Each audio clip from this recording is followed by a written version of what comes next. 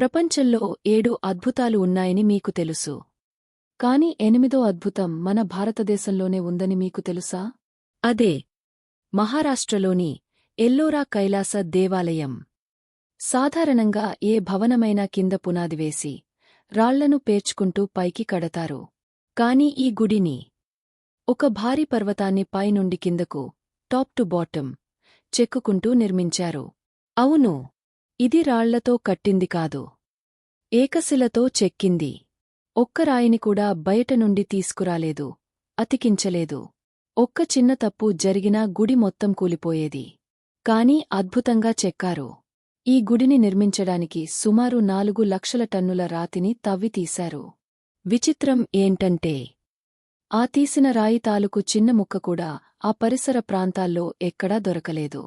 మరి ఆ రాయి అంతా ఎక్కడికి మాయమైంది? మొఘల్ చక్రవర్తి ఔరంగజేబు ఈ గుడిని నాశనం చేయడానికి 1000 మంది సైనికులను పంపాడు.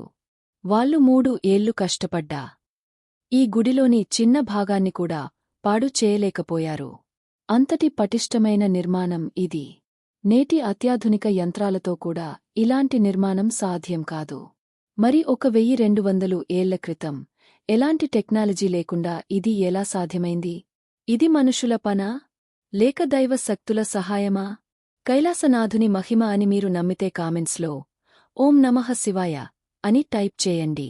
ఇలాంటి మరిన్ని ఆసక్తికరమైన వీడియోల కోసం మన ఛానల్ని సబ్స్క్రైబ్ చేసుకోండి.